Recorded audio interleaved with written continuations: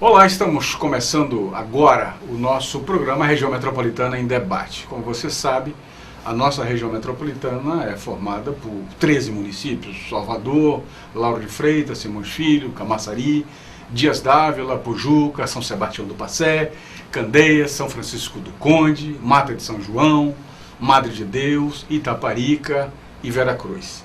Nós estamos falando de uma população de mais ou menos 4 milhões de habitantes. E, por que não dizer, em ano político, 2 milhões de eleitores, em torno disso. Vamos ver aí o mapeamento que deve sair até as eleições minoritárias, que estão por chegar em outubro próximo. Quando nós convidamos os nossos amigos, pessoas que de alguma forma têm, pelo seu talento, pelo seu trabalho, pela sua dedicação, experiência muito interessante e que tem essa visão metropolitana muito clara, a gente abre a oportunidade para conversar com profissionais liberais, com pessoas que de alguma forma trabalham em diversos setores que podem de fato proporcionar uma visão macro da região metropolitana de maneira mais consistente. E hoje, a minha convidada não é diferente. A Patrícia Lane tem uma experiência vasta na área da comunicação. Mas o mais importante não é estar conversando com ela apenas sobre uma coisa que, modestamente, eu posso dizer que domino, mas que ela tem uma visão, eu diria, maior ainda em relação a esse assunto, quando discute com propriedade a importância da comunicação. E eu tenho absoluta convicção de que a gente que raciocina a comunicação também como algo muito importante para a região metropolitana, que esse papo será absolutamente interessante para você, que nos dá o privilégio da audiência. Como você sabe, esse nosso programa tem uma frequência semanal e é exibido não apenas pela TV Sempre, da qual ela preside, ela tem o domínio e o controle e o comando, mas também pela LFTV em Lauro de Freitas. Portanto, nessa amplitude de distribuição, eu acho que os fãs dela vão gostar muito, mais ainda do que a minha simples presença como debatedor no dia de hoje. Então, boa noite, Patrícia Lane, muito obrigado pelo privilégio de estar, para mim o privilégio, de estar conosco nessa noite. Há algum tempo a gente já precisava bater esse papo, não é? Boa noite, obrigado pelo convite, prazer estar aqui falando para o seu público, é extraordinário. Para o nosso público. Agora eu que vou polgada. Eu que vou polgada do público dela. Patrícia, as pessoas conhecem Patrícia Lane, a profissional na comunicação. Muitos de quem nos assistem, naturalmente, conhecem o lado de evangelização, o seu trabalho em cima desse imenso, essa imensa população evangélica. Mas as pessoas talvez não conheçam muito da vida de Patrícia Lane, apenas que é uma pessoa inquieta com as coisas erradas, se insurge e peita ao longo do tempo, compra muitas brigas em torno daquilo que acha correto, mas as pessoas não conhecem, às vezes não tiveram a oportunidade de conhecer um pouco sobre a sua vida. Então eu gostaria que você é de Salvador, você é de Lauro de Freitas, onde você nasceu?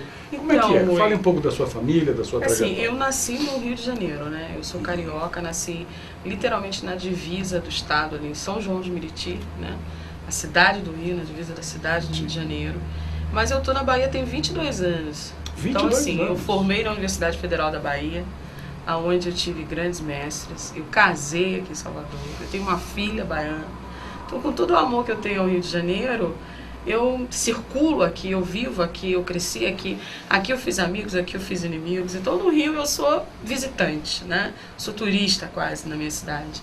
E me sinto parte da Bahia, a Bahia é parte da minha vida. Na verdade, eu me sinto muito mais baiana do que carioca. Às vezes eu entro até em crise, né? Eu falo, não posso negar minha origem e tal, eu sou do Rio. Mas a vida, né? E são quantos na família? Seus pais são quantos? Eu tenho meu pai e minha mãe, são casados até hoje, graças a Deus. Beleza. Eu tenho 2 irmãos de sangue e 2 irmãos adotivos, que não fazem diferença no convívio, mas eu gosto de dizer isso para mostrar assim, o quanto a minha mãe, ela é uma mulher assim, que marcou a minha vida, que marca a minha vida muito com a coragem, né? porque no meio de tantas adversidades, ela já tinha 3 filhos, ela tem mais 2 filhos.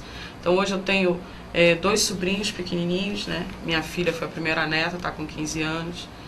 E é uma família linda. A gente vive a distância, né? 15 anos. Beleza, que ótimo. Então, a gente vive o desafio de estar em Salvador. Eu tenho 22 anos aqui, então eu tenho 40 anos de idade, né? Então eu tenho mais tempo de vida na Bahia do que no Rio, né? Eu vim muito jovem para cá, vim por ser filha de militar, meu pai acabou voltando, aí eu já estava na faculdade, casei e a vida aconteceu em Salvador, né? E eu tenho aqui em Lauro de Freitas... Pois Lauro de Freitas na sua vida, chegou como? Eu tenho 13 anos aqui. Vim pra cá e a Yasmin era bem pequenininha, entendeu? 13 anos de Lauro de Freitas. E como é viver em Lauro de Freitas? Como é viver na região metropolitana, né? Assim, eu escolhi esse lugar, né?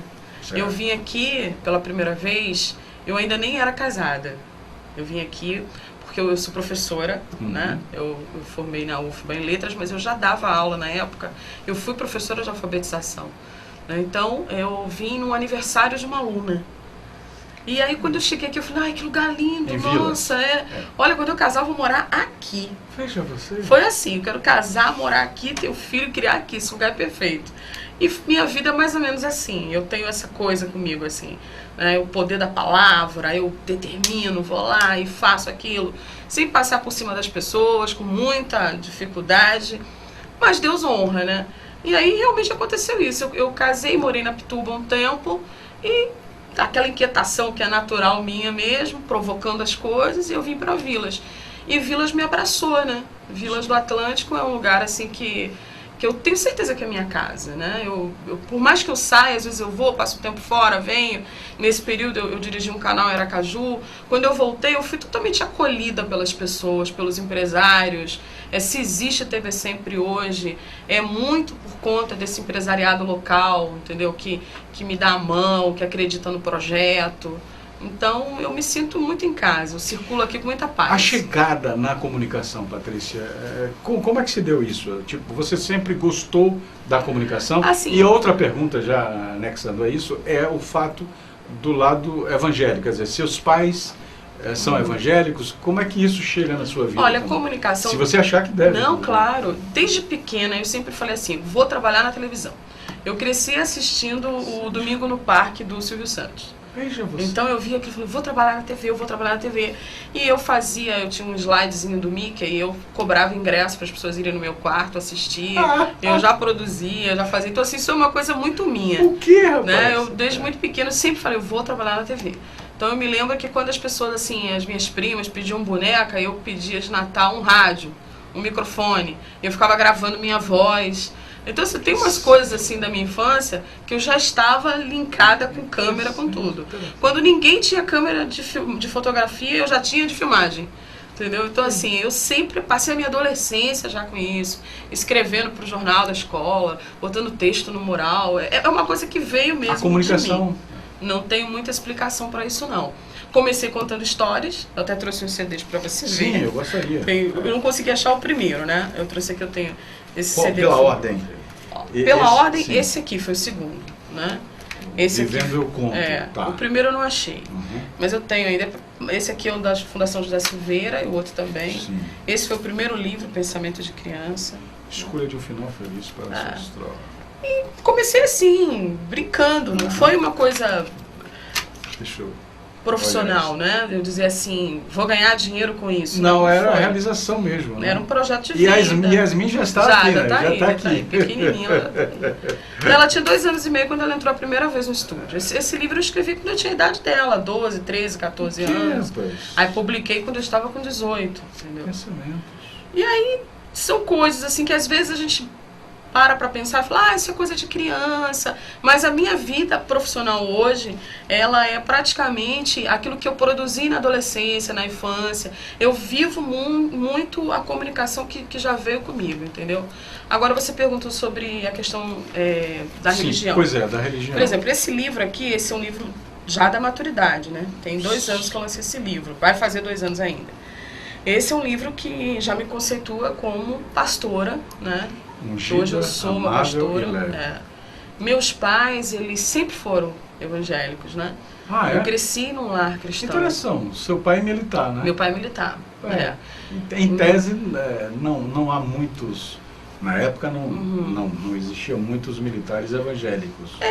Em tese, né? Em tese, assim, o que eu penso hoje é que ser cristão no mundo de hoje ficou bem mais fácil, né? Sim. Porque hoje, assim, a igreja já tem uma abertura, você tem diversas denominações, você pode correr para todos os lados. Esse foi o primeiro folder da gente. Você pode, por exemplo, você não gosta da tradição da Assembleia, você tem a Renascer, você tem a Sara Nossa Terra, né? Então você pode optar, né? A gente é crente, assim, cristão, assim, desde muito pequenininho, praticamente desde sempre, né? Meus irmãos todos. Então você já nasceu dentro da família evangélica. A família toda ali, né? Todos eles Eu são. acho que sim, que eu era bem pequenininha, na verdade, assim, talvez, quando eles tenham se convertido. Mas eu não me lembro de nada na minha vida que não seja focado em Deus. Eu cresci nesse lado de muita fé, né? E hoje a gente caminha de uma forma, assim, muito respeitosa, né? Meus pais estão numa igreja, meus irmãos estão em outra igreja, eu estou na Assembleia de Deus Simões Filho, que faz parte dessa região metropolitana, né? Eu crio minha filha com muita liberdade, assim, com muita paz no meu espírito, não obrigo ela a nada. Eu acho que o maior legado que eu posso deixar para ela é fé, entendeu? Eu creio em Deus, ensino a palavra. Ela foi batizada pelo Bispo J.B. Carvalho em Brasília, da Comunidade das Nações, que é uma igreja com a mente absolutamente renovada, pós-contemporânea, entendeu? Tem uma amplitude, assim, muito grande na visão, inclusive tem igreja na Flórida. E Yasmin é isso, ela escreve, ela tem uma coisa assim, muito próxima de mim, mas muito além de mim, entendeu? Sei. Que às vezes me choca. Eu falo, você já está dizendo que ela puxou mais a mãe do que o pai, não? Com certeza. Mas ela tem uma coisa do pai, assim, que antigamente até me irritava, né? Eu falava, porque você é quietinha assim, puxa o seu pai, tá? Hoje eu falo, graças a Deus que ela é igual ao pai. Ela é muito concentrada, né? Meu esposo é uma figura que... Focada, ele é altamente determinado também, mas ele tem um outro perfil. E ela conseguiu ter o que eu tenho de bom e o que ele tem de bom. Então, assim, ela é muito melhor que nós dois, entendeu? Sem dúvida nenhuma, nós conseguimos fazer uma evolução, assim. Não, com 15 anos eu tô acompanhando um pouco da trajetória. Ela é extraordinária, entendeu? Agora, quando a gente fala de comunicação, vem a primeira grande pergunta. A comunicação, ela é fácil? Televisão é mais fácil ainda, porque na maioria das vezes quem tem televisão tem dinheiro. E Patrícia Alane é uma pessoa rica em dinheiro e por isso tem televisão, não é isso? Não, daqui a pouco. Depois do intervalo a gente está de volta com Patrícia Alane, a nossa convidada de hoje, para conversar também, naturalmente, sobre a região metropolitana, a importância da comunicação na região metropolitana e, lógico, política, Laura de Freitas, onde ela mora, e principalmente o cenário atual da política. Daqui a pouco, logo após o intervalo. Ser mãe é um momento mágico na vida de toda mulher. A expectativa é enorme, as roupinhas, a gente não vê a hora. Não importa se é menina ou menino, o que a gente quer é que venha com saúde. Mas para isso, os nossos bebês precisam da sua proteção. Todos nós precisamos combater o mosquito da dengue. Está provado que ele também transmite a chikungunya e o zika vírus. Se uma grávida contrair zika, o bebê pode nascer com microcefalia, que causa sequelas para o resto da vida. O perigo do mosquito aumentou e, mais do que nunca, a Bahia precisa da ação de todos juntos. Faça a sua parte. O mosquito gosta de água parada. Qualquer brechinha na caixa d'água é um perigo. E a laje, já deu uma olhada hoje? Se chover, não esqueça de limpar com o rodo, viu? Tenha muito cuidado com o lixo para não acumular água. E baixe o aplicativo Caça-Mosquito para denunciar os focos de difícil acesso. Proteja nossos bebês da microcefalia. Agora é todo mundo contra o mosquito. Governo do Estado. Bahia, terra-mãe do Brasil.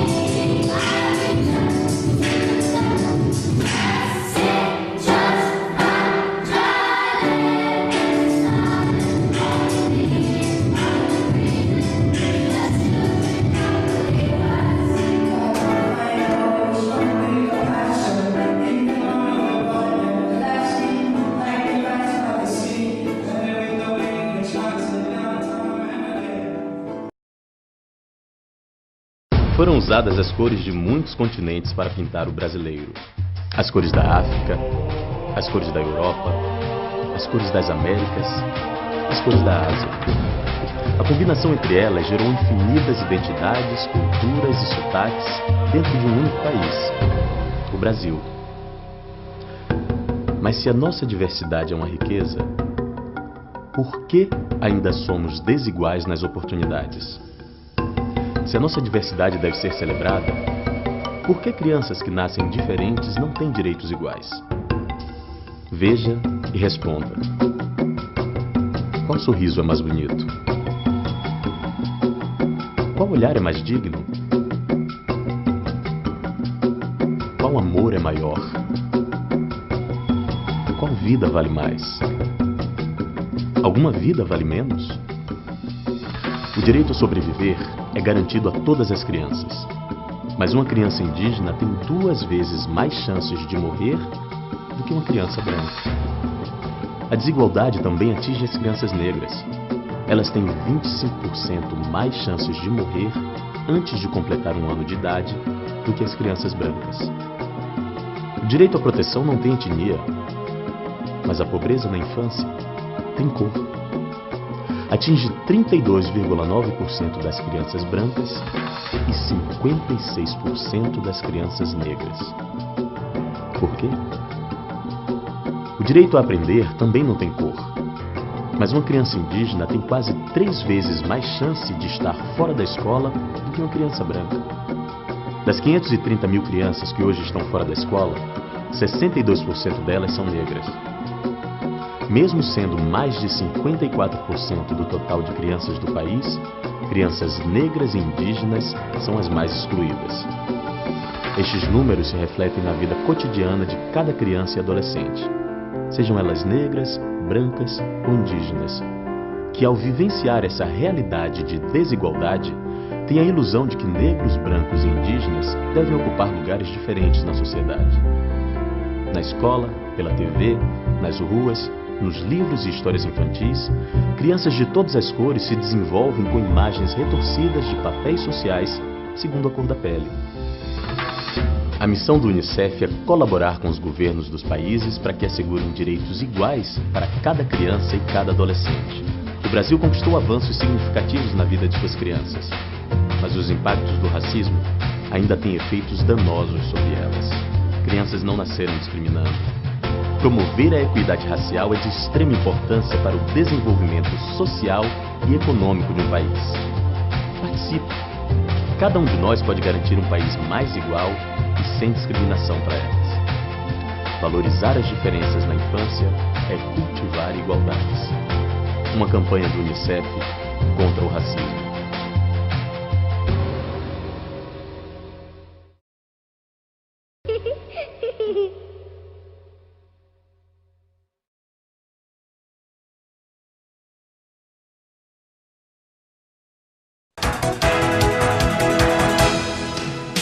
Muito bem, estamos de volta com o nosso programa de hoje, Região Metropolitana em Debate. É uma satisfação e um privilégio estar podendo sempre conversar com vocês, agradecer mais uma vez a audiência deste programa. A gente espera, de fato, ao longo do tempo, estar podendo contribuir com o desenvolvimento e principalmente buscando aquilo que a gente quer, o debate, conversar com pessoas que têm uma experiência de vida interessante, que podem contribuir com isso. Essa visão metropolitana como não apenas geopoliticamente uma área interessante, mas é preciso que as pessoas entendam sobre o aspecto da gestão, sobre o aspecto de algumas áreas, principalmente, eu diria, a comunicação, de entender de maneira integrada essa região. Não pelos 4 milhões, que amanhã e muito mais adiante serão o dobro, o triplo, não importa, mas é que esse conceito de administrar, de uma gestão que tem uma visão de que a realidade dos problemas solucionados ou não, que acontecem em Camaçari, ou que aconteceram em Mata de São João, que aconteceram em Candeias, em São Sebastião de Passé, essas realidades e soluções podem ser interessantes para que gestores de outros municípios, executivos da área municipal, possam absorver a experiência, como aquele município resolveu aquele problema, seja na área de finanças, da saúde, da educação, e que podem nos ajudar a ser melhores. Há uma idiotice, há uma burrice na maioria dos gestores de entender que a experiência bem-sucedida dos outros é problema dos outros. Não, a gente precisa aprender a ser melhor com a inteligência dos outros. A gente tem que emprestar experiências positivas para que outras pessoas aproveitem isso da melhor maneira, porque isso termina influenciando a vida de pessoas. Quer dizer, a gente está conversando aqui com vocês, e nesse momento é uma oportunidade de a gente conversar. Eu também sou cidadão. A minha convidada é cidadã. E ela quer o melhor enquanto cidadã onde vive. E se nós estamos na região metropolitana, é muito importante que a gente tenha essa capacidade de entender que a experiência do vizinho pode nos fazer melhores, pode ser traduzidos em um melhor serviço, em uma melhor atenção e uma melhor qualidade de vida. E na comunicação, essa visão integrada é outro exemplo. Então, Patrícia, nós convivemos com rádios que, na maioria, você sabe que quando a gente fala em comunicação, a rádio é de fato ainda a maior rede integrada em relação ao Brasil como um todo, né? A principal mídia continua sendo a rádio. Então, para você ter ideia, e você sabe muito bem disso, a bateria, ou seja, a pilha do rádio portátil, ainda entra no orçamento daquela família do interior da Amazônia, onde a televisão não chega. Mas a rádio ondas curtas, a Rádio Nacional da Amazônia, a rádios que têm a capacidade de chegar a essa região, é o único elo de comunicação, de informação que eles têm. E está lá farinha, carne, peixe, e está lá a pilha, a bateria do rádio. E aí você diz assim, poxa, somos de fato um país continental. E quando a gente se dá o luxo de dizer, moramos numa região metropolitana, que é a terceira maior do país, e que a gente precisa, de fato, aproveitar isso para encaixar, me desculpe, eu falei terceira, quinta maior do país. A gente precisa encaixar isso e entender, não há, na nossa parte, uma integração dos comunicadores. Se você raciocinar a rádio de Madre de Deus, a rádio comunitária ou a rádio comercial de Mata de São João, de São Francisco do Conde, eu não sei quem são os executivos ou quem são os comunicadores, mas eu sei que eles são importantes dentro do seu município e que tem problemas que poderiam trocar informações com a gente. Claro, Salvador está ali, como, digamos, no caso seu, no caso da televisão. O espectro cobre de todas as redes abertas de Salvador a região metropolitana. Mas você tem canais específicos que atuam na região metropolitana e que sequer são alvo da atenção dos governantes, dos empresários. Né? Isso é uma coisa absurda. Traumática, chega a ser agora, né? A gente entende que as pessoas elegeram, de um modo geral, 3 ou 4 grandes emissoras e ponto final. E elas esquecem que as pessoas têm vida própria nesses municípios. Né? Então, assim, a gente está falando da 5ª maior região metropolitana do país, onde as pessoas têm culturas, dialetos, movimentos sociais, culturais, independente do que está acontecendo ao redor. Né? E aquela mídia local, ela não só precisa de um olhar para ela, como de uma sustentabilidade. Né? Então, assim, a tentativa de não deixar com que as cidades se comuniquem, ela está funcionando de uma forma frustrante para os governos. Por quê? A gente acaba se comunicando com dinheiro ou sem dinheiro. É verdade. A comunicação acontece. Nós somos a LFTV, uma responsabilidade enorme. A Sempre é isso. Outras televisões menores que tem em outros lugares do país que eu conheço são assim, né? Vai naquela garra, naquela luta. Brasileiro sempre, né? Tá ali, né? Profissão esperança, né? Como diz o poeta, mas o que a gente busca hoje não é só o capital do governo, não é só o capital da prefeitura, é o respeito. Né? Porque nós fazemos a cidade todos os dias. Com responsabilidade. Entendeu? Por exemplo, nós fizemos uma denúncia num programa nosso sobre o abandono que estava a feira aqui em Lauro de Freitas. E esses dias meu esposo, a gente frequenta a feira aqui de Lauro. Ele foi na feira, voltou para casa e falou, você não sabe o que aconteceu. Eu falei, o que foi? Ele falou, o prefeito está lá consertando a feira toda. Eu falei, graças a Deus. Então vamos falar de tudo agora. Serviu para alguma coisa. Vamos falar de tudo agora, né? Serviu para alguma coisa, porque eu encontro as pessoas, aí as pessoas falam assim para mim, olha, a doutora Adriana, a esposa do nosso prefeito aqui, ela tá chateada com você. Eu falei, poxa, mas por que eu gosto tanto da doutora Adriana, pessoa, mulher assim que eu respeito? Ah, mas porque você tá batendo no prefeito. Não tô batendo no prefeito.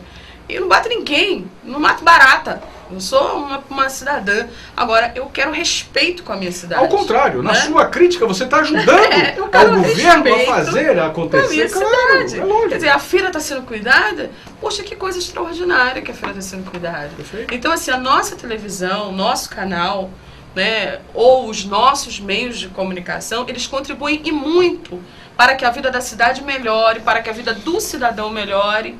E que essa é a visão que o gestor deve ter. E o governo, tanto estadual quanto os governos municipais, eles precisam ver na gente parceiros. A mídia local, né? claro. Dizer, não, vamos ajudar essa mídia. Não é nem ajudar, que eu não gosto dessa palavra. Não, vamos chegar junto vamos aqui, lógico, sabe? Vamos contratar, já que vai contratar uma cobertura, contempla a rádio local, contempla a emissora local. Né? Não vamos ter que ser como determinados blogs, como jornais. Né? Nós vamos fazer uma mídia conceituada do ponto de vista da cidadania brasileira, onde o cidadão tem direito à informação. Com o exercício da ética. Com o exercício da ética, sem a gente precisar ficar manipulando. Perfeito. Né? Eu nunca fiz isso. Perfeito. Eu cuido da sempre, né? Você falou que eu comando, que eu isso, que eu aquilo. Claro, lógico. Tá tudo na graça de Deus, né? Perfeito. Por trás de mim tem muita gente importante. Lógico. Eu não faço nada sozinha. Tem muitas pessoas assim que me ajudam. A própria igreja em si tem sido assim uma grande parceira nossa, vários pastores. Eu quero registrar aqui o nome do pastor Rogério Dantas, que é assim um visionário do ponto de vista da importância da evangelização e da comunicação através da TV. Ele entende que a televisão é o púlpito desse milênio. Muita gente que não vai a nenhuma igreja está linkada lá no canal, recebendo tanto a notícia que a gente está dando da cidade, como a palavra de Deus que vai chegar na casa daquela pessoa, a oração que vai chegar depois e vai abençoar aquele lar. Porque a gente não esconde de ninguém que o nosso canal é um canal normal, ele não tem nada de diferente, mas a gente tem uma filosofia cristã. Né? Nós não somos um canal para crente, nós somos um canal. Todas as pessoas podem nos assistir, tanto que a gente mostra tudo, seu programa está com a gente, mas a gente tem uma filosofia cristã. A gente busca levar coisas mais para a família, para o jovem, para o idoso, pensar naquela pessoa que não pode mais estar na rua o tempo inteiro. O que ela quer receber em casa de notícia? O que ela quer saber? O que ela quer discutir? Porque às vezes você está em casa e só recebe notícia ruim. Só chega aquela confusão. E aliás, o país não vem ajudando muito para que as notícias venham diferentes. Então a gente procura ministrações, eu tenho vários pastores nacionais, internacionais. A gente também dá muito espaço para a mulher, não podia ser diferente. E eu vou ter que falar muito sobre isso. Às vezes eu falo assim, olha, um dia ainda vou ter uma sede cor-de-rosa, pintar tudo de rosa, para ser bem feminina, mas não tem necessidade, né? A gente fala essas coisas brincando, mas eu sei que, apesar de eu ter sofrido muita discriminação de gênero e ter ouvido muita bobagem ao longo da minha vida, eu consegui superar. Acho que hoje eu tenho respeito de muitos homens que caminham comigo, muitas pessoas respeitam o que eu escrevo, respeitam o que eu falo. Eu aprendi a me respeitar. Eu acho que esse foi o grande diferencial da minha vida, foi quando eu acordei para mim mesma, né? Porque quando a gente ama muito o que a gente faz, às vezes a gente pensa pouco sobre o que a gente faz. A gente ama tanto que você vai fazendo naquela velocidade e você não para uma autorreflexão. Né? Então, uns 2 ou 3 anos da minha vida atrás, eu comecei a parar e pensar, estou fazendo isso por quê? Né? Qual é o projeto? Qual é o propósito? Onde é que eu quero chegar com isso aqui? Então, hoje eu tenho consciência, eu tenho um grupo de mulheres, eu caminho na cidade com uma força, né? A gente entende que essa força é uma força do bem. A gente não está aqui para fazer maldade para ninguém, entendeu? É uma força do bem. Agora, é uma força do bem que, às vezes, precisa pressionar certas situações, né? Então, se a pessoa não abre a porta, a gente tem que dar um empurrãozinho, porque, peraí, né? É uma capital colada com... É um município colado com a capital. É uma relação umbilical. Entendeu? Claro, a gente está do lado de Salvador, entendeu? Como é que a gente pode viver? Um preço muito alto. Como é que a gente pode viver como se a gente estivesse no interior, longínquo, né? Uma vida... Isso aqui, às vezes eu olho para essa cidade e falo, meu Deus, ao mesmo tempo que a gente entra em vilas, Buraquinho, Mirage, vê aquelas casas maravilhosas, né? A gente tem visto aí vários arquitetos, designers, pessoas assim trazendo coisas lindas para a cidade, edifícios. A gente vai para a política, a gente vê uma cidade sem saneamento, a gente vê uma cidade que não cuida da natureza, a gente vê uma cidade que não respeita a infância das crianças, entendeu? Recentemente eu fiz um trabalho no Cagi, e eu vou ser sincero para você, Rui, eu não consegui ficar muito tempo lá. Eu fugia, assim, eu deixava a minha equipe e saía, porque é dolorido minha alma, sabe? Eu tenho vontade de chegar e sair arrumando a casa de um por um, assim. E você sabe que o que você tem que fazer hoje, na verdade, é arrumar a consciência das pessoas, né? Porque você vai, não, dá uma casa bonitinha e tal, não sei o quê, e a pessoa não tem consciência. Então, se você arrumar a consciência de uma comunidade, você poder influenciar as pessoas nesse aspecto ético, moral, social, cultural, isso é uma vida dedicada a isso. As pessoas querem mudar, entendeu? As pessoas querem mudar. Elas às vezes não sentem, não é apenas o preparo educacional e tal, porque todo mundo quer ter uma qualidade de vida melhor. Exatamente. Mas aí você busca o quê? Serviços públicos melhores. Você busca uma educação de qualidade, você busca uma saúde básica de qualidade, você quer um sistema de transporte que funcione, você quer... Eu vou te contar uma experiência. E você falou logo de uma coisa muito séria, que é o saneamento, né? Esses dias, assim, eu tenho esses insights, assim, eu me senti mal, né? Eu estava vindo da minha casa, aí eu me senti mal, falei, vou parar aqui no Menandro. Aí eu parei no Menandro. Aí liguei pra Cici, um beijo pra Cici, que não tá aqui hoje. Falei, Cici, eu tô aqui no Menandro, vem pra cá. Ela está fazendo o que aí no Menandro? Vem aqui. Aí eu entrei, peguei a identidade, entreguei e tal. Entrei na fila, fiquei... Aí quando o médico foi me atender, o médico olhou pra mim e falou assim, a senhora não tem plano de saúde? Eu falei, tem, mas eu passei mal, estava aqui perto do hospital. Ele, por que a senhora não foi ser atendida no seu plano de saúde? Fecha você. Eu falei, não, eu quero ser atendida aqui. Cidadã, eu tenho direito. O senhor pode me atender aqui? Ele me atendeu, mas a primeira coisa que ele falou pra mim foi isso. Então eu fico assim pensando, a senhora é uma burguesa, a senhora é dodoca... Eu conheci um prefeito em toda a minha vida que tem os filhos estudando no colégio público. É o prefeito de Conceição de Coité. Assis, o nome dele. Os filhos dele, eu estive lá gravando com ele e eu fiquei assim espantada com aquilo, porque é real. Os filhos estudam no colégio público. Então eu fico pensando, né, se os nossos políticos... Que bom que existe, né? Existe exemplo como esse. Consegui encontrar um exemplo. Se os nossos políticos aqui de Lauro de Freitas, eles tivessem que usar o hospital público, né, usar a escola pública... O transporte público... Tenho muitos defeitos, como qualquer ser humano, mas tem muitas qualidades, como qualquer ser humano também. Uma das qualidades que eu tenho é a coragem, né? E a coragem, ela é perigosa. Então, às vezes, ela é até um defeito, né? Então, às vezes, eu faço alguns inimigos, porque eu falo o nome. Eu fico pensando assim, poxa, Marcelo Abreu. Marcelo Abreu já foi prefeito, hoje é secretário de educação, e você não vê a cidade melhorar. Você vê, eles começaram o ano letivo em greve. Você imagina uma cidade como Lauro de Freitas, que começa o ano letivo em greve. Eu, quando fui fazer a matéria sobre educação, que passou na Sempre, o que mais me chocou foram os próprios adolescentes, que eles estavam gravando vídeos com o celular. Porque hoje tem isso, a comunicação ela é uma interface de qualquer pessoa hoje. Então eles estavam gravando vídeo com o celular, pedindo para o prefeito o direito de estudar. Prefeito, coloca cadeira na minha sala, minha escola não tem ar-condicionado, não tem ventilador, não tem professor. Entendeu? Então assim, os adolescentes, eles estão dentro da escola, pedindo para a prefeitura, me deixa estudar. Então isso é muito triste, isso é muito dolorido. Eu falo, meu Deus do céu, o que é isso? E na educação. Eu tenho uma adolescente em casa, eu vejo a sede da minha filha, ela vai, volta, ela tá na Rede SESI hoje, que assim, pra mim tem sido uma experiência fantástica. Entendeu? Então eu vejo, ela vai com pesquisa, você imagina as crianças chegarem na escola, não tem cadeira. Chega na escola, não tem professor. Da oitava, a sétima economia do estado. Pelo amor de Deus! É o sétimo, oitavo município mais rico da Bahia. Então, que chance uma pessoa dessa merece mais? Eu sinto muito, eu não tenho nada contra ninguém a nível pessoal. Não, claro, né? Eu não tenho. Mas eu fico pensando assim, poxa, natural de o prefeito, ele é um médico, né? A esposa dele, uma mulher maravilhosa e tal. Por que não cuida da educação? Ah, se cuida, não cuidou na fundamentação dela, porque eu sei, o município é muito grande, etc e tal, mas tem muito problema.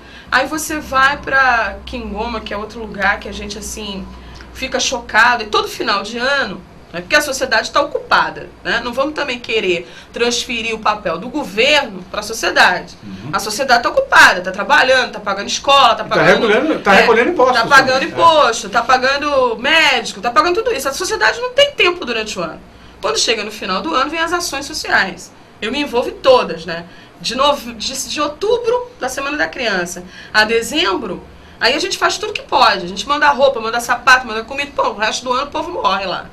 Porque não é obrigação da sociedade. A sociedade se comove naqueles momentos em que vem o dia da criança, vem o Natal. Agora, como é que a gente pode viver numa cidade onde os políticos... Eu encontro com eles todo dia, eu sou jornalista. Assim, se eu falar tudo que sei, eu amanheço morta.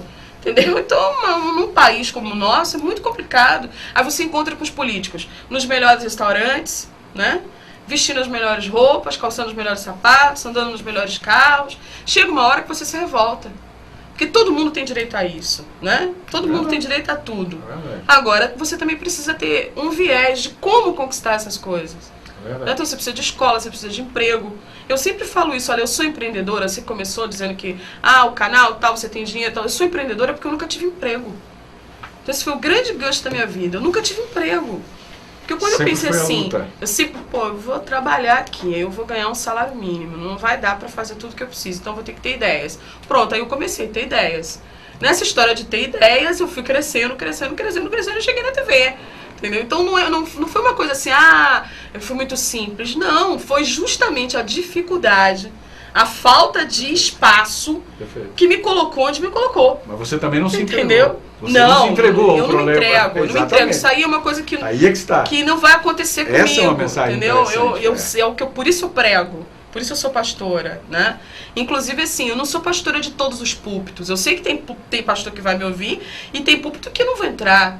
Pastor, não, aqui Patrícia não vai pregar, porque eu sou, né, pervertida, liberdade demais, enfim, mas eu não estou falando de valor, né, os meus valores, os meus princípios eu não negocio.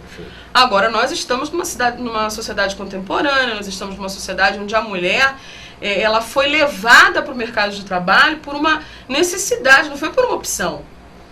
Entendeu? Não foi uma opção, eu vou trabalhar porque eu quero, não, eu vou trabalhar porque eu tenho que dar comida pro meu filho. Eu vou trabalhar porque tem que pagar o aluguel, vou trabalhar porque tem que pagar a luz. Então, assim, não foi uma opção, é diferente. Então, existem mulheres e mulheres e você tem que ter um olhar para cada uma delas. Então, assim, às vezes a gente está numa sociedade e aí, por exemplo, discrimina a prostituta. Você não sabe por que aquela mulher está vendendo o corpo. Quer dizer, eu sou uma pastora e eu penso dessa forma. Eu não entendo as coisas assim, porque fulano não vale nada. Não, vamos entender o contexto, vamos dar subsídios para aquela pessoa sair daquele contexto e aí vamos ver a essência dela qual é.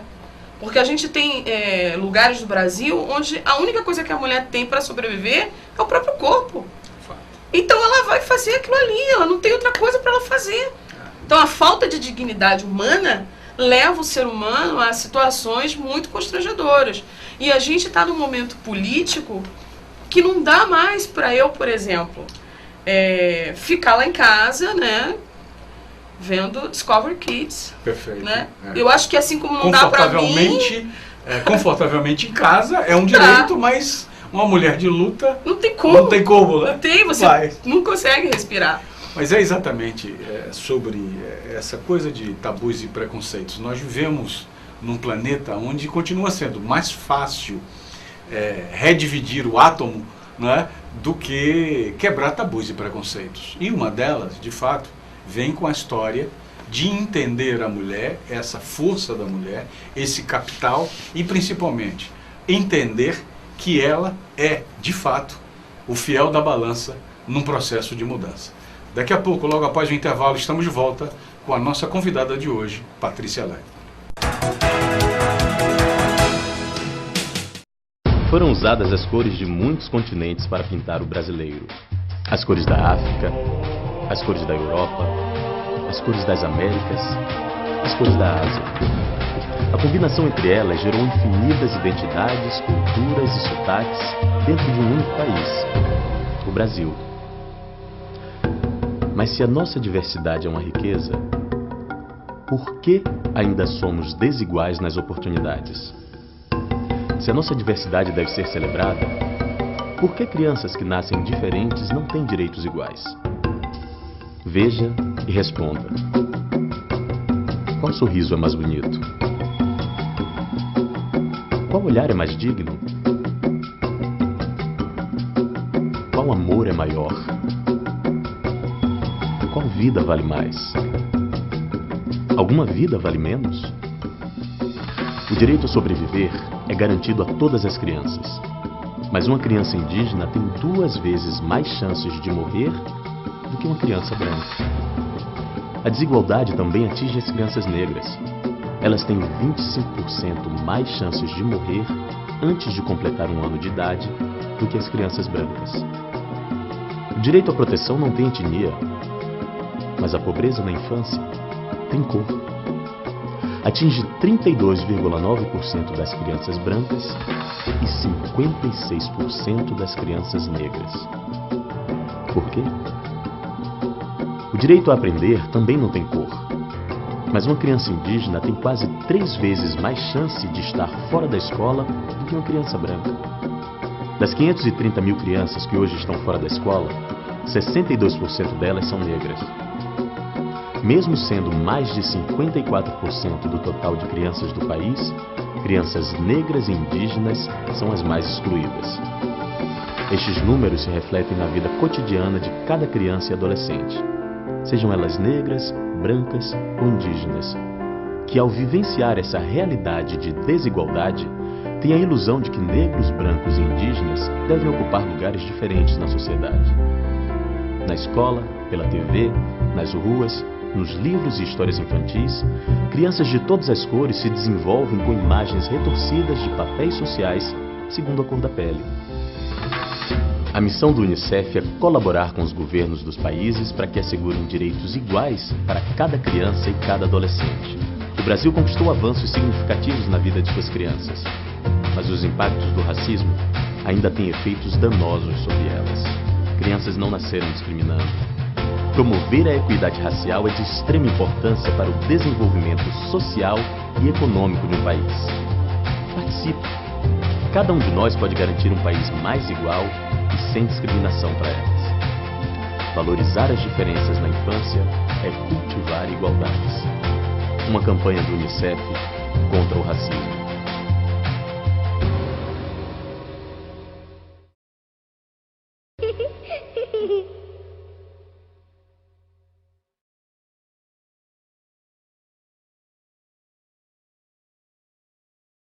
Ser mãe é um momento mágico na vida de toda mulher. A expectativa é enorme, as roupinhas, a gente não vê a hora. Não importa se é menina ou menino, o que a gente quer é que venha com saúde. Mas para isso, os nossos bebês precisam da sua proteção. Todos nós precisamos combater o mosquito da dengue. Está provado que ele também transmite a chikungunya e o zika vírus. Se uma grávida contrair zika, o bebê pode nascer com microcefalia, que causa sequelas para o resto da vida. O perigo do mosquito aumentou e mais do que nunca, a Bahia precisa da ação de todos juntos. Faça a sua parte. O mosquito gosta de água parada.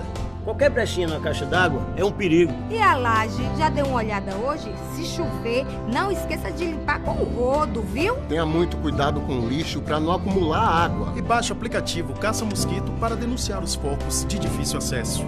Proteja nossos bebês da microcefalia. Agora é todo mundo contra o mosquito. Governo do Estado. Bahia, terra-mãe do Brasil.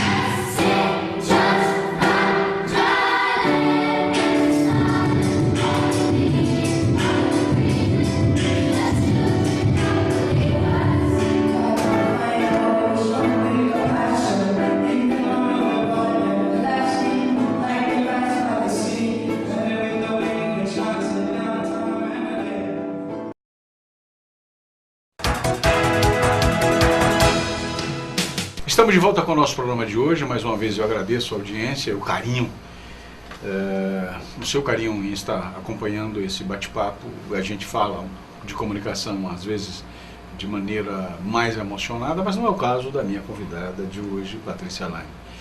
A gente sabe que as realidades regionais, as realidades de cada município, elas precisam não apenas ser prestigiadas pelo empresariado, por aqueles que vivem e convivem na cidade, mas sabem a importância da comunicação no desenvolvimento e na ajuda futura de uma cidade, de um município.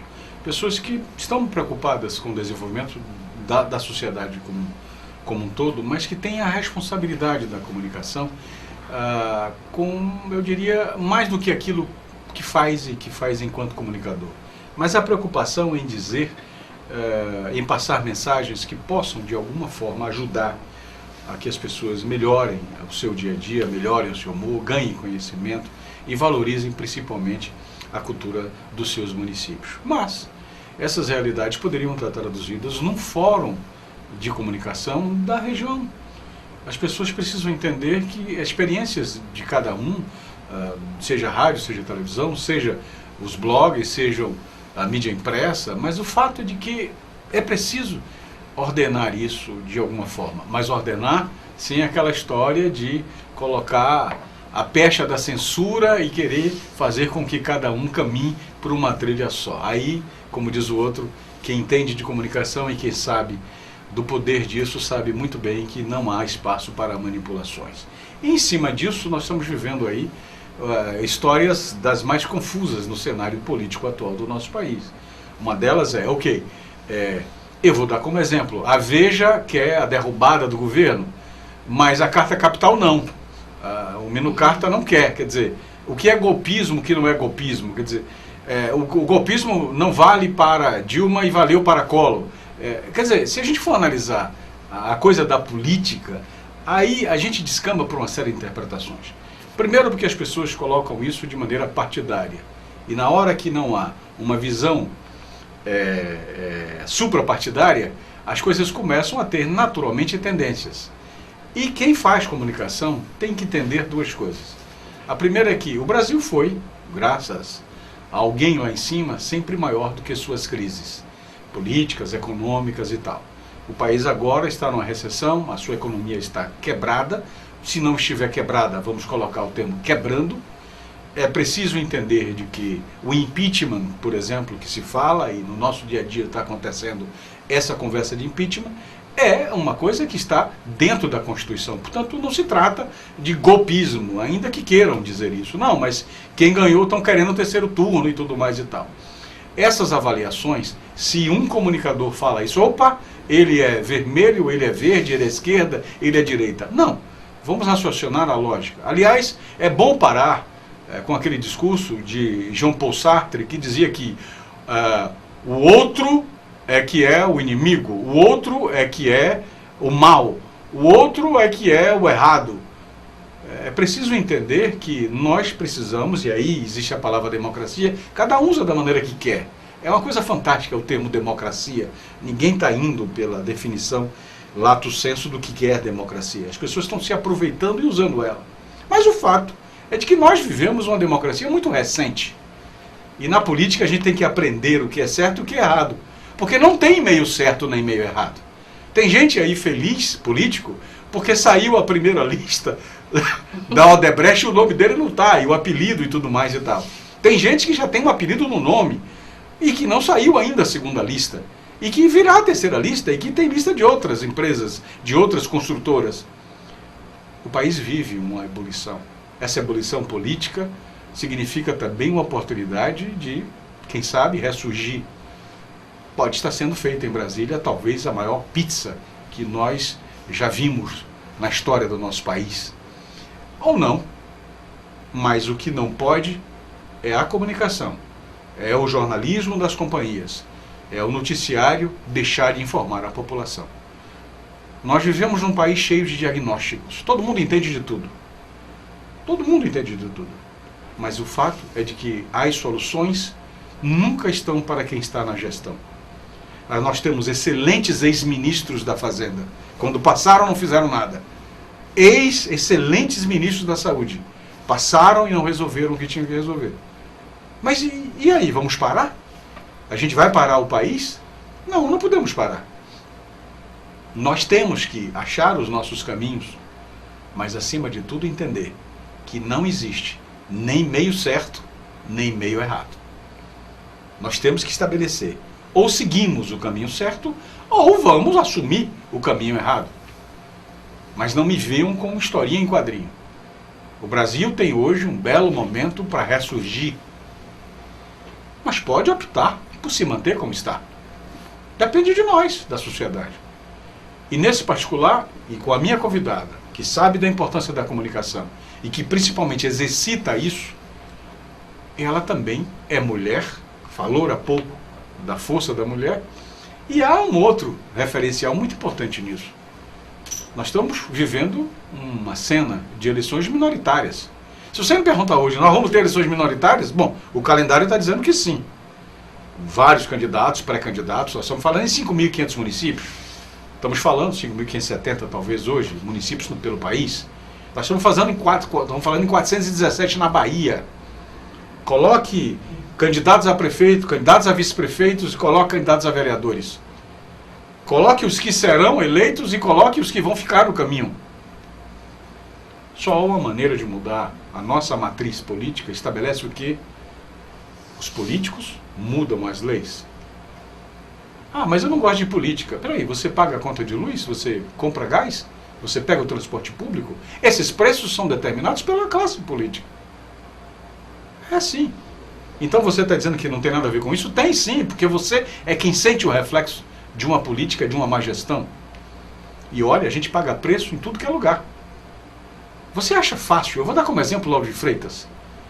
Você acha bonito pra gente levar um conhecido, um amigo seu e dizer assim, olha, eu vou levar um lugares mais bonitos que tem na Bahia, no Brasil, que é a Praia de Buraquinho.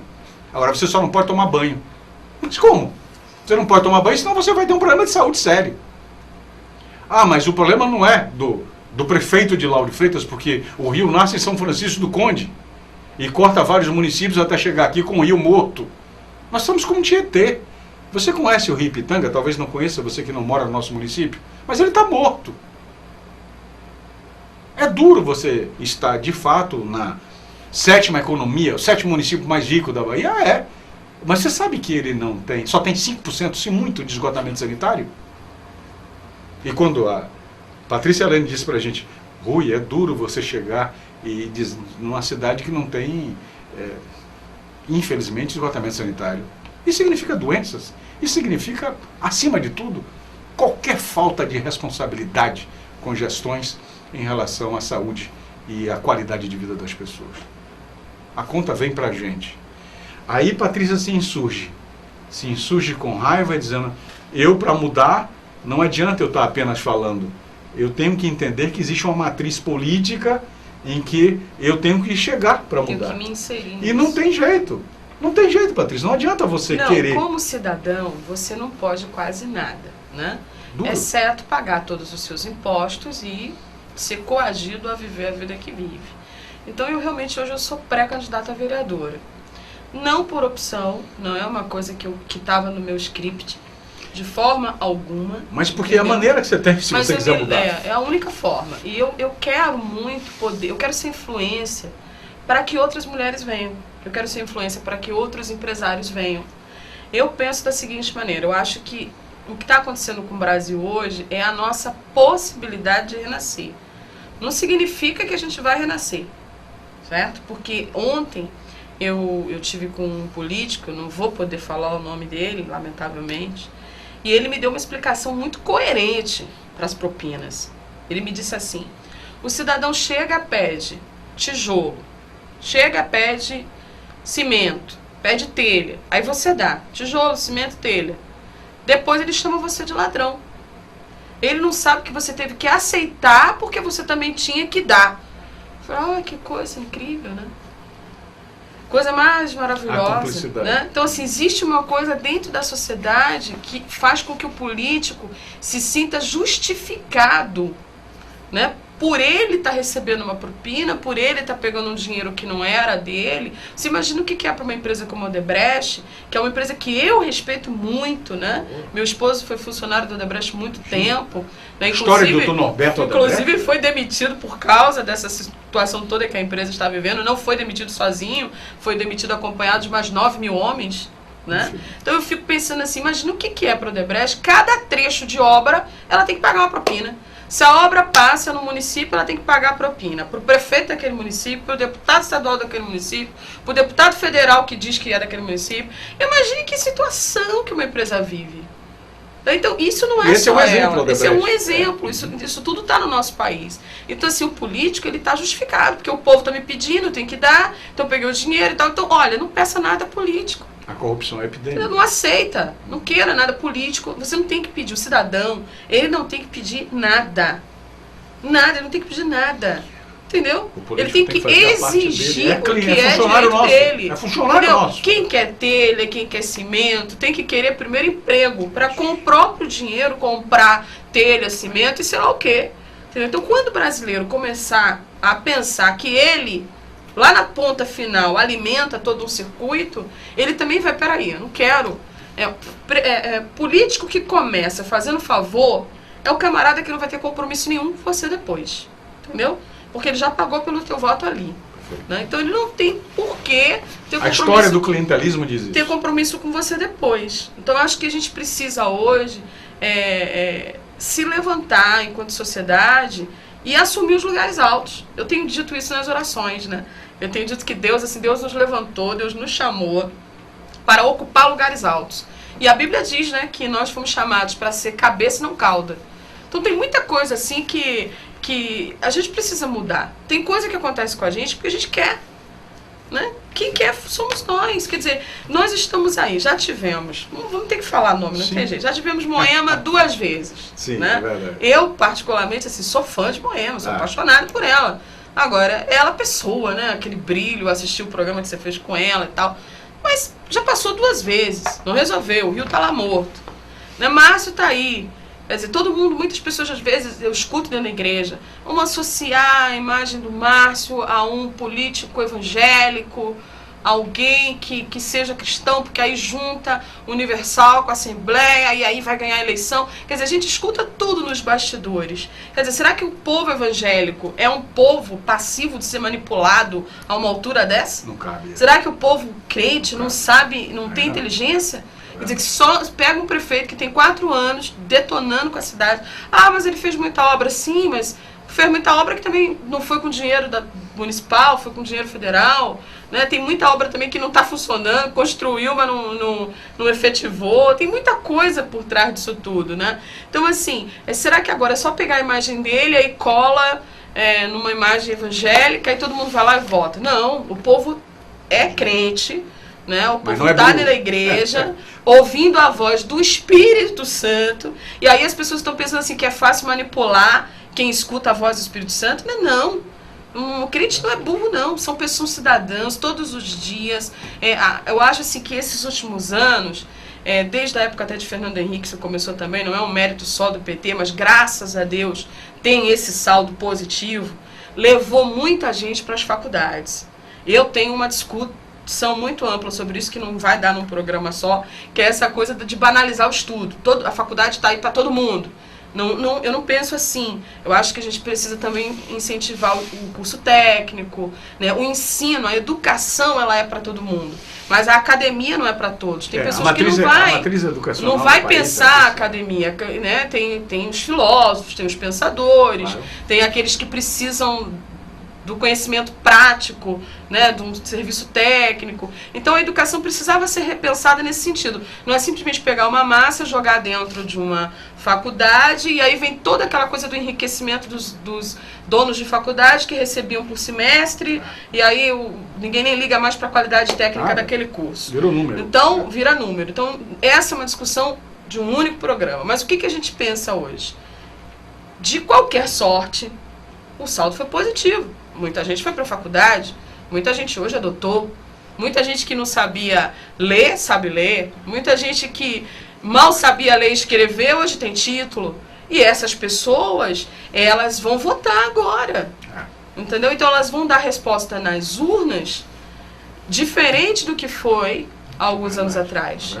Então eu sinto que a nossa cidade hoje, ela precisa de novos representantes. E você acredita, e você acredita que o vereador de Lauro de Freitas, por exemplo, que é o seu município, como os vereadores de outros municípios, hoje, essa turma tem essa visão clara de que da importância da responsabilidade do papel deles? Não, eu acho Você sente que nós vivemos numa cidade fiscalizada? Que os vereadores estão fiscalizando o executivo? Que o vereador de outros municípios estão fazendo esse papel? Olha, outros municípios, de uma certa forma, nem tenho tanto conhecimento político para estar falando, né? Vou falar de uma forma mais geral. Mas, assim, pelo que eu percebo em Salvador mesmo, pelo que eu percebo aqui em Lauro de Freitas, infelizmente, não é política. São arranjos, né? É politicagem, entendeu? Então, no meu conceito, e que não é um conceito meu sozinho, é um conceito que eu me sinto parte de uma comunidade, eu represento pessoas. Eu tenho hoje um grupo de mulheres, como eu estou lhe falando, de mães, de pessoas que estão na batalha. Eu sinto que a gente tem que trocar toda a Câmara de Lauro de Freitas. É assim, tem que tirar, tem que trocar. Eu não faria uma análise positiva, acho que de ninguém que está ali. Mas, entendeu? Acho que tem que mudar. Trocar, entendeu? Mas trocar. Você acha que isso é possível? Eu acho que... Não vai responder isso agora. Depois do intervalo, nosso último bloco com a nossa convidada de hoje, Patrícia Lane. Daqui a pouco.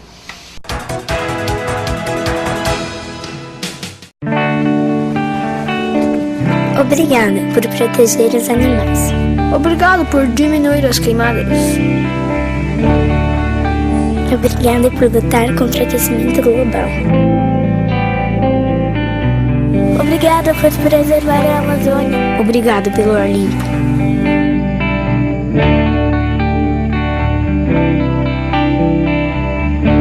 Obrigada. Foram usadas as cores de muitos continentes para pintar o brasileiro. As cores da África, as cores da Europa, as cores das Américas, as cores da Ásia. A combinação entre elas gerou infinitas identidades, culturas e sotaques dentro de um único país, o Brasil. Mas se a nossa diversidade é uma riqueza, por que ainda somos desiguais nas oportunidades? Se a nossa diversidade deve ser celebrada, por que crianças que nascem diferentes não têm direitos iguais? Veja e responda. Qual sorriso é mais bonito? Qual olhar é mais digno? Qual amor é maior? Qual vida vale mais? Alguma vida vale menos? O direito a sobreviver é garantido a todas as crianças. Mas uma criança indígena tem 2 vezes mais chances de morrer do que uma criança branca. A desigualdade também atinge as crianças negras.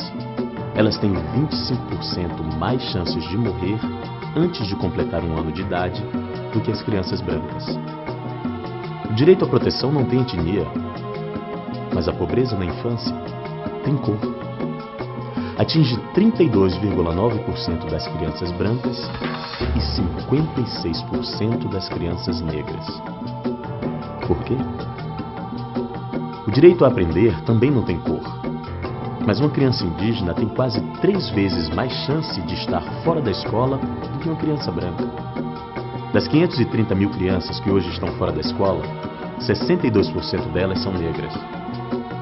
Mesmo sendo mais de 54% do total de crianças do país, crianças negras e indígenas são as mais excluídas. Estes números se refletem na vida cotidiana de cada criança e adolescente, sejam elas negras, brancas ou indígenas, que ao vivenciar essa realidade de desigualdade, têm a ilusão de que negros, brancos e indígenas devem ocupar lugares diferentes na sociedade. Na escola, pela TV, nas ruas, nos livros e histórias infantis, crianças de todas as cores se desenvolvem com imagens retorcidas de papéis sociais segundo a cor da pele. A missão do UNICEF é colaborar com os governos dos países para que assegurem direitos iguais para cada criança e cada adolescente. O Brasil conquistou avanços significativos na vida de suas crianças, mas os impactos do racismo ainda têm efeitos danosos sobre elas. Crianças não nasceram discriminando. Promover a equidade racial é de extrema importância para o desenvolvimento social e econômico de um país. Participe! Cada um de nós pode garantir um país mais igual e sem discriminação para elas. Valorizar as diferenças na infância é cultivar igualdades.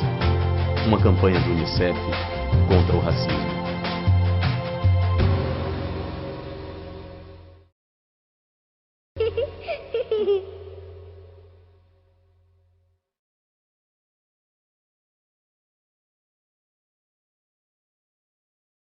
Ser mãe é um momento mágico na vida de toda mulher. A expectativa é enorme, as roupinhas, a gente não vê a hora. Não importa se é menina ou menino, o que a gente quer é que venha com saúde. Mas para isso, os nossos bebês precisam da sua proteção. Todos nós precisamos combater o mosquito da dengue. Está provado que ele também transmite a chikungunya e o zika vírus. Se uma grávida contrair zika, o bebê pode nascer com microcefalia, que causa sequelas para o resto da vida. O perigo do mosquito aumentou e mais do que nunca, a Bahia precisa da ação de todos juntos. Faça a sua parte. O mosquito gosta de água parada.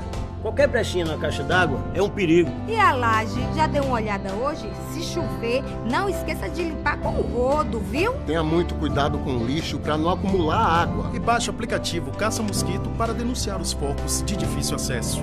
Proteja nossos bebês da microcefalia. Agora é todo mundo contra o mosquito. Governo do Estado. Bahia, terra-mãe do Brasil. Muito bem, estamos chegando ao nosso último bloco, claro, da vontade de querer conversar muito mais, não apenas pela propriedade, pelas colocações e pela franqueza da nossa convidada de hoje, Patrícia Lani, mas principalmente pela essa visão de cidadã. Né? E agora, como o assunto já entra em ebulição com a política, eu deixei no ar o seguinte: e acha que é possível mudar, é possível mudar esse quadro de vereadores, quer dizer, a população, esse grupo de pessoas que seguem Patrícia Lani, que de alguma forma acompanham esse trabalho dela, serão capazes de caminhar juntos nessa mudança ou não? Bom, eu penso que as pessoas, de uma certa forma, vão ter que abrir mão do conforto, daquela zona de conforto, né? E termos nomes. A gente precisa de mais nomes. Sim, mas o cenário aqui você fala. Vamos falar de Lauro de Freitas, claro. Camaçari está ali, a gente vai ter a oportunidade de conversar em outros programas com lideranças e colegas, claro, enfim, de outras cidades da região metropolitana. Nós vamos analisar um fato isolado de Lauro de Freitas, onde você está, onde basicamente o sinal da sempre sai. Mas estamos falando aqui de nomes como Moema, ex-prefeita, que você já falou, do Márcio, o atual prefeito. Há nomes como Chico Franco, que foi secretário do governo Moema, teve participação, me parece, no governo de Márcio. Gustavo Ferraz, me parece ligado ao PMDB, que foi secretário da Indústria e Comércio na gestão de Márcio.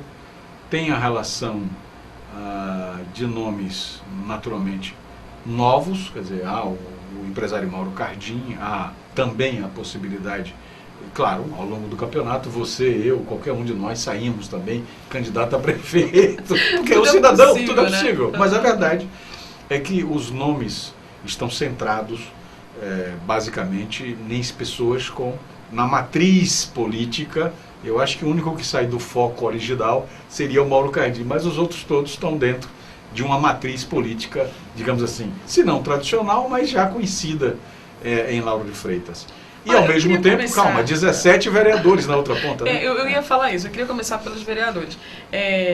Deixando claro que ninguém está me pagando para falar nada, né? Eu estou falando o que eu penso. Aí você não estaria aqui. Porque às vezes as pessoas podem já estar lá, já estão pagando, alguém já está falando. Não, aí não mas assim, dos vereadores ali, eu acho que Mirella, né? Graças a Deus a mulher, ela tem um trabalho positivo. Eu vejo muito com péssimos olhos essa junção dela com Moema. Eu acho que isso não deveria nem se cogitar. É verdade, está acontecendo, entendeu? Essa possibilidade. Eu acho que não deveria se cogitar, porque ela é uma personalidade que ainda no cenário político de Lauro de Freitas aparece pontuando positivamente. Então, assim, Moema tem toda uma história, tem essa queda do PT aí que ela vai acontecer cedo ou tarde, queira ou não queira, não importa o que a gente acha, já se configurou. Eu não vejo Moema mudando de partido, então, eu não enxergo. Não tem como a gente ver essa junção de um lado positivo. Quando você fala de Chico, se eu não estou errado, ele não esteve no governo de Márcio, ele esteve no governo de Moema, entendeu? É o vice-prefeito, é o primo dele, né? Que era é um cidadão de Lauro de Freitas, né? Eu vejo até com uma certa ressalva por ele ser da cidade, tal. Acho que tem direito a buscar o voto, entendeu? Mas, na minha opinião, a grande sacada da população deve ser buscar alguém que não tenha experiência no setor público e que venha de algum setor que tenha sido sucesso. Mas ele vai precisar de partido para se eleger. Porque quando você traz o nome do Gustavo, assim, eu tô até aqui, tô me achando uma cientista política aqui, né? Tô falando, comunicação. Mas veja bem, Gustavo, eu entrevistei Gustavo algumas vezes, ele foi secretário de Indústria e Comércio por 3 anos. Né? Foi superintendente. Aí, superintendente. Então, é bom a gente olhar agora para o empresariado e perguntar para o empresariado, quem foi Gustavo Ferraz? O que vocês acharam da gestão? Qual o resultado? Né? Passou 3 anos aí, trouxe pontuou positivamente, porque conhece a infraestrutura política, conhece o município e não trouxe resultado. Então, por que quer ser prefeito agora? Né? Então, assim, já começa aquela especulação. Todo mundo quer ser prefeito de uma cidade como Lauro de Freitas. É o município que mais cresce na Bahia. Então, assim, então é aquela história toda, o glamour, sou candidato. Só de ser candidato, é o que você falou. Né? Às vezes as pessoas falam para mim, se candidato a prefeito, eu falei, gente, é o seguinte, possa ser que um dia isso aconteça na minha vida. Eu hoje estou pré-candidata a vereadora, que é uma coisa assim absurda no meu conceito, eu nunca tinha pensado e tal. Mas para mudar tem que chegar. Mas eu tô chegando aqui, entendeu? Então, assim, o que vem pela frente a gente não conhece agora. Que a gente precisa ter um mínimo de senso crítico para colocar o nome à disposição do cidadão, precisa. Gustavo, na minha opinião, ele é um excelente ator. Ator, ele é perfeito, entendeu? Ele fala como se ele fosse, como se ele já fosse prefeito, entendeu? Agora, o povo não é burro. Então, assim, eu não vejo perspectiva nenhuma no nome dele, eu não consigo observar. Né? Quando a gente fala, por exemplo, de nomes que nunca foram políticos, né, e que trazem uma experiência de sucesso em outras áreas, o meu coração já se alegra mais. E aí eu lembro de vários nomes. Eu lembro do Josué Teles, que é um amigo, né, muito conhecido, já se candidatou a vereador, não ganhou, já se candidatou a deputado, não ganhou. Provavelmente não tem o perfil político agressivo que esses maus candidatos têm, entendeu? Aí a gente vem e lembra de Mauro Cardim, que para mim é até difícil falar porque eu gosto muito de Mauro, né? Então alguém pode dizer, Patrícia, gosto pela franqueza dele e pela capacidade que ele tem de agregar valor ao trabalho da mídia. Entendeu? Por exemplo, ele acredita na comunicação, então ele acredita nas mesmas coisas que eu acredito. Perfeito. Então eu gosto dele por esse motivo. Não temos nenhum acordo, não existe nada disso. Recebi o convite dele de assumir o PDT Mulher aqui em Lauro de Freitas. O quê? Que beleza. Mas não aceitei ainda, estou avaliando. É um convite assim, quase que irrecusável, né? Legal. Mas eu tô fazendo essa análise toda porque não entendo de política. É bom deixar isso claro para o meu eleitor. Eu entendo do lado da dificuldade que o cidadão tem de se comunicar com o político. Eu não entendo da política. Eu estou aprendendo. Então eu me inscrevi num curso de pós-graduação. Talvez isso seja muito bom. O fato de você não ter vícios da política. Eu me inscrevi num curso de pós-graduação em ciência política pela Fundação Getúlio Vargas online, entendeu? Para poder aprender um pouco mais, ver como que as pessoas pensam. Eu acredito na educação. Eu acho assim que esse é um grande caminho. A Bíblia diz assim, conhecereis a verdade vos libertará. Então, você quer deixar de ser escravo? Você tem que conhecer a verdade de alguma coisa. Porque senão você está sendo escravizado. Ou pelo sentimento de inferioridade, porque eu não posso e tal. Então, tem que vir uma luz para você. Então, se essa luz chegou para mim, Né? Eu achava que eu não podia também. Eu acho, não, eu não entendo de política, não, como é que vai ser? Eu já tenho isso, eu tenho aquilo. A luz chegou para mim. Hoje eu me considero um bom nome. Né? Eu sou pré-candidata hoje, estou nessa disputa de partido, de busca do melhor partido, por quê? Porque conheci a política através do PSC e muito provavelmente não serei candidata pelo PSC, eu já estou alinhando isso, tem uma conversa também com o Partido da Mulher Brasileira, então assim, tem vários partidos ao mesmo tempo que eu me coloco da seguinte maneira, qual é a análise que eu quero fazer hoje? Ideal. Qual é o propósito? Quem são as pessoas? Né? Porque quando a gente vê a figura do Mauro vindo como um pré-candidato a prefeito, a gente lembra, principalmente eu lembro, os empresários lembram, de alguém que conhece a força do trabalho. E é isso que dignifica, para mim, um candidato agora. Se não for o Mauro, que a pessoa escolha alguém que tenha esse perfil, entendeu? Que tenha esse perfil, olha, eu ganhei dinheiro trabalhando, tem aqui meu imposto de renda, para quem quiser ver, entendeu? Eu pago minhas contas, pago meus impostos, eu conheço a força do trabalho, né? Não sou um oportunista, né? Eu não estou, por exemplo, não estou aqui querendo... Não é operação paraquedas. Não é operação paraquedas. Eu não estou aqui querendo dizer, por exemplo, que existem famílias, né, de políticos, que o pai é político, o filho é uma história da ACM aí e tal. Ah, tudo bem, né? Minha filha, por exemplo, está na TV, eu não posso negar que tem minha influência e tal. Mas, assim, precisa olhar para aquele candidato e ver se realmente o foco dele, o propósito dele é o povo. Porque você fazer política para você se beneficiar, isso não está fora de moda não, gente. Isso já era, isso já acabou. Perfeito. Entendeu? Não tem como, a gente está vivendo num mundo... Aí está no ciclo da bandidagem. Não tem como, entendeu? E você vai... Não, a pessoa tem um cargo público e aí ela agora vai viver os benefícios todos, né, o glamour daquela sociedade política. Gente, pelo amor de Deus, nós estamos aí com as pessoas morrendo de fome. Né? Nós estamos com gente de tudo quanto é tipo. Né? Outra coisa, a violência que a gente vive em Lauro de Freitas hoje, ela é fruto absurdo, é consequência, entendeu? É causa, dessa falta, dessa má divisão de renda. Né? Então, se você tem gente que não tem uma bicicleta para andar e você tem outros que vão para o trabalho de helicóptero. Então, assim, são coisas que você tem que parar e pensar, peraí, que Brasil que eu quero? Né? E se eu não posso mudar o Brasil, porque a vontade que dá é a gente chegar e mudar o Brasil. Não posso mudar o Brasil. Então eu vou mudar Lauro de Freitas. Perfeito. Porque se cada um desses 13 municípios da região metropolitana pensar dessa forma, daqui a pouco a gente implodiu uma outra realidade. Entendeu? Então hoje, assim, está muito em cima, mas eu acho que tem que vir novos nomes. As pessoas têm que dizer, eu sou candidato, eu quero fazer. Outra coisa. A importância do debate entre eles. Muito grande. Outra coisa que eu acho bacana também é alianças partidárias que possam fazer convergir novos nomes. Né? Porque é muito injusta a eleição para vereador por conta de legenda. Ah, sim, é verdade. É uma injustiça muito grande. Talvez você esteja... A coligação partidária é um negócio... Talvez, por exemplo, eu tenha muitos telespectadores. Né? Eu tenho certeza que eu tenho fãs, né, pessoas que gostam de mim, e eu preciso transformar isso em voto. É verdade. Porque o que eu vou precisar agora não é do telespectador apenas, não é do fã apenas, é do eleitor. E vai ter que ser uma quantidade significativa. Para compensar, essa questão da legenda.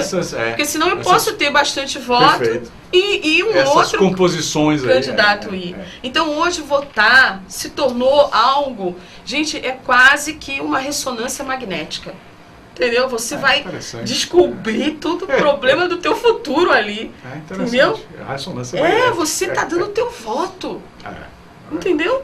Por isso que eu botei o Momento Cidadão no ar, por isso que eu fiz questão de trazer você para sempre, porque eu acho que as pessoas precisam de consciência. O voto é o meu futuro. Eu tô num divisor de águas. Vão vir novos 4 anos. Você sabe que eu fui obrigada a vender minha casa, porque minha casa aqui dentro de Vilas foi assalto à mão armada com a arma na cabeça do meu esposo. Então, assim, a falta de segurança absurda me colocou para fora da minha própria casa, entendeu? Então, eu tive que me mudar, etc, etc, etc. Então, aí vem uma série de situações. Né? E, recentemente, eu tive um carro que eu quebrei num buraco. Eu caí num buraco, fiz um tá, não fiz o tá. E agora? O carro não andou mais. Tá lá o tem prejuízo. que chamar o seguro e acabou o carro. Infelizmente, isso é um exemplo. Aqui, tudo aqui. Não, eu não estava numa trilha, não. No 7º município. Porque se dissesse assim, não, foi fazer uma trilha com um carro que não é de trilha. Não, eu estava andando aqui. Entendi. Em Lauro de Freitas, numa rua comum. Entendeu? E um buraco que eu não saí da reta para cair no buraco, não. O buraco é que estava no meio da rua. Então, cadê o cuidado com a nossa cidade? Patrícia, a força da mulher, nesse sentido, que é a maioria do eleitorado da região metropolitana, é feminina. Né? Às vezes vocês não têm a consciência exata da importância disso. É verdade. Não só na composição de partidos, da voz da mulher, né? da participação da mulher na política, e aí, nesse particular, você se encaixa perfeitamente nesse perfil da representatividade feminina, mas entendendo que quando se é vereador, não se é vereadora do seu grupo, é vereadora da cidade. Da cidade. A representatividade passa a ser muito mais ampla e tudo mais. Mas que mensagem, Patrícia, nesse particular, em cima dessa força da mulher, essa coisa de, não, eu sou a maioria, mas essa maioria não tem essa consciência. Como é que uma candidata, uma pré-candidata a vereadora, né, vamos colocar agora a Patrícia Erlane, vai conseguir trabalhar de passar a mensagem para essa mulher, para dizer, olha, tudo bem que os votos dos homens são bem-vindos, né? Mas o voto da mulher, sobretudo, precisa ser altivo nesse processo. Quer dizer, como será essa sua mensagem? Eu sei que ainda há toda uma história, né, ainda há meses, mas você vem trabalhando isso de que forma? Falando francamente ou dizendo, olha, acorda mulher, acorda, vem pra rua, vamos estar juntos e tal e tal. Como é que é? Ou esse sentimento já mudou? A mulher hoje está acompanhando esse cenário político de maneira mais efetiva? O que está acontecendo hoje com o nosso país? Essa maioria, que é a mulher, eleitoralmente falando, ela está atenta a esses movimentos de maneira, digamos assim, prioritária em relação, porque ela é mãe de família, ela é mulher, ela é esposa, ela é trabalhadora. Quer dizer, vocês são um pacote de 4 em 1, 5 em 1, porque nós, os homens, e aí é verdade, pelo menos em regra, toda regra tem exceção, mas a gente tem aquela história de trabalho, quando chega em casa... É legal que você está falando isso, e antes de eu vir para cá eu fiquei ensaiando as respostas, né?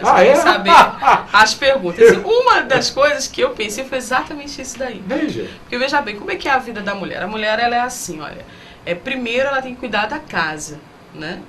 Então, quando ela vê que a casa tá redondinha ali, aí ela cuida do filho, aí o filho e tal, o marido, ela para e pensa, poxa, eu dei conta disso aqui, eu posso produzir algo mais. A mulher de Provérbios, a mulher virtuosa de Provérbios, ela ia para a rua, vendia lã, negociava terra, trazia o dinheiro e entregava na mão do marido. Que loucura, né? Quando você lê Provérbios, você fala, meu Deus, a mulher fazia tudo isso. Então, assim, a mulher, ela tem essa capacidade de fazer várias coisas e fazer com equidade, fazer com maestria, fazer bem feito. Então, assim, o que eu percebo? Eu percebo que muitas não acordaram ainda. E aqui não é uma crítica, é só uma constatação, né? Por que não acordaram? Porque a maternidade é linda demais, né? Aquela coisa da casa. Às vezes eu tô aqui agitada, vocês estão falando, eu vou para casa, vou fazer um arroz, vou molhar meu jardim, porque eu nasci foi para molhar as plantas, entendeu? Então a mulher, ela tem essa coisa, não, eu quero ficar aqui hoje, eu quero arrumar esse guarda-roupa. Não tem nenhum problema em você querer fazer coisas do universo doméstico, coisas femininas, e dizer assim, não, hoje eu vou ficar o dia todo no salão e ponto. Não tem problema nenhum com isso, né? Agora, o que não pode é a mulher pegar aquilo que é fatal para a realidade da vida dela e da família dela e banalizar. Então, nesse ponto, eu tenho conscientizado as pessoas, né? Eu tenho buscado tanto a mulher como o jovem. Eu acho que assim, eu falo muito bem com os jovens. Eu tenho um diálogo muito bacana, muito perto dos jovens. Com os homens realmente tem uma certa dificuldade de comunicação. Eu acho difícil, mas de qualquer maneira... Não, eu falo também com eles, assim. Eu me comunico bem, mas assim, a comunicação, ela tem que ter um resultado, né? Você emite Tem o seu receptor, tem a mensagem no meio e o resultado disso. O resultado disso serão os votos nas urnas, né? Que eu posso não tê-los. O eleitor pode achar que, acho difícil, que mas eu é não possível. represento. É um direito dele, o voto é dele, ninguém é obrigado a votar em ninguém.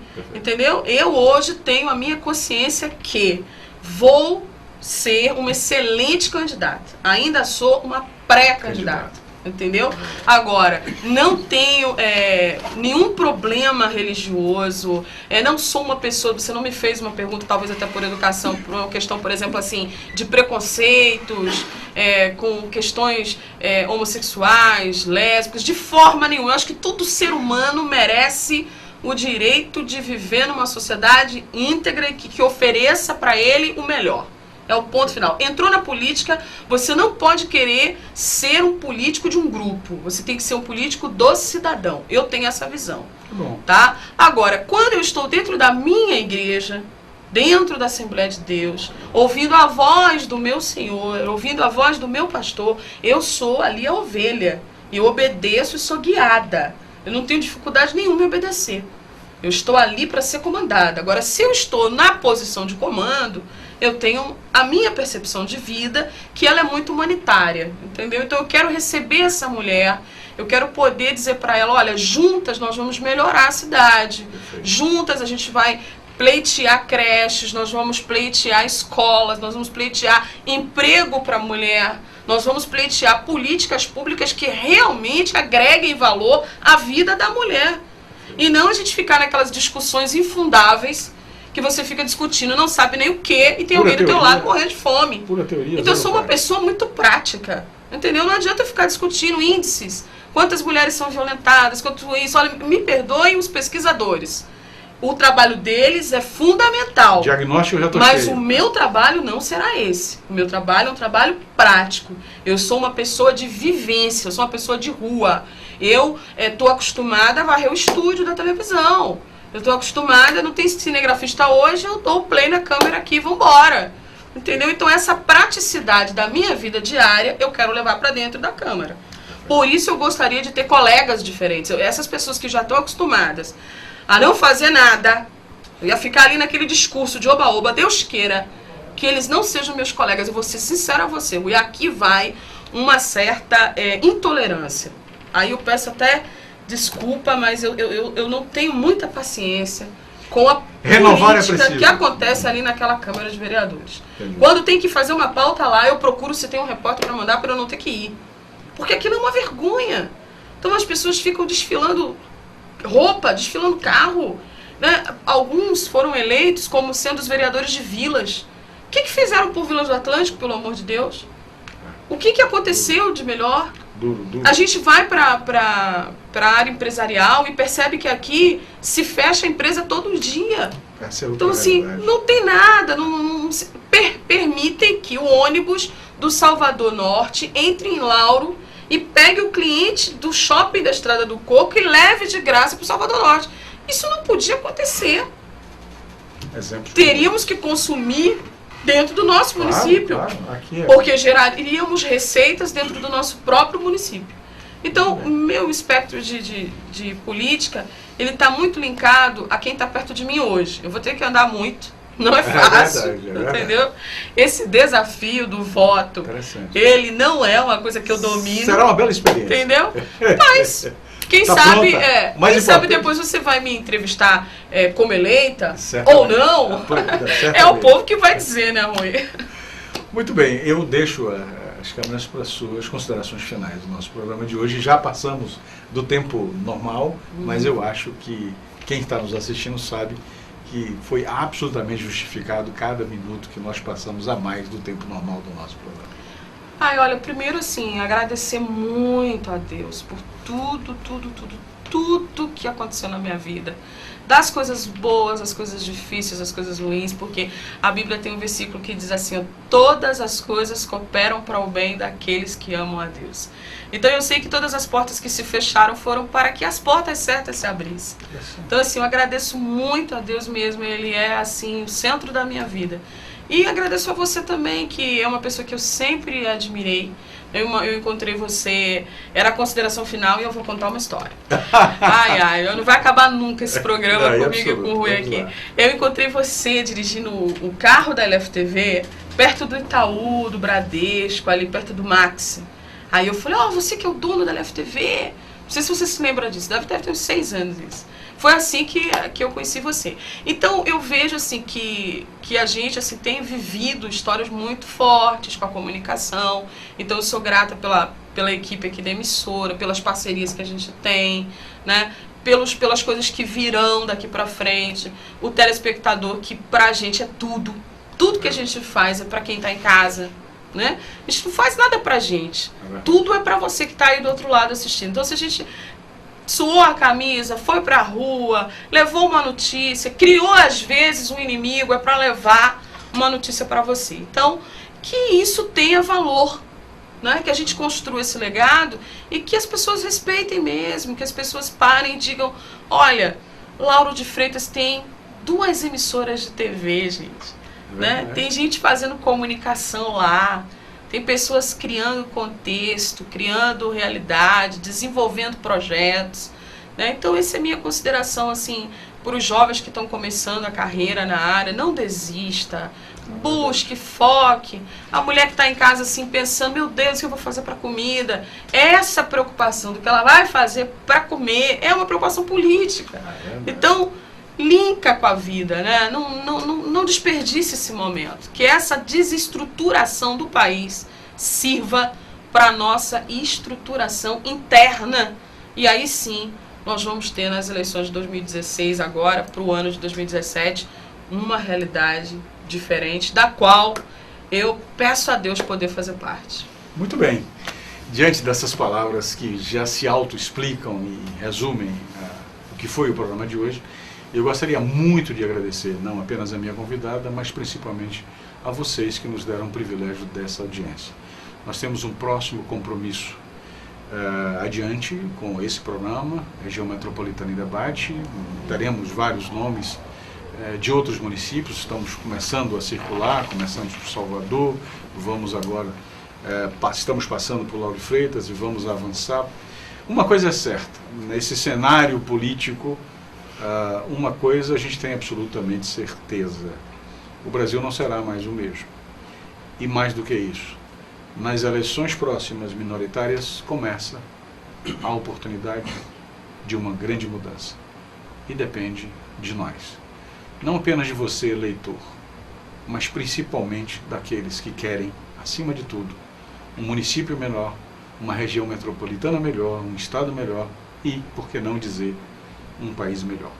Muito obrigado e até o nosso próximo encontro.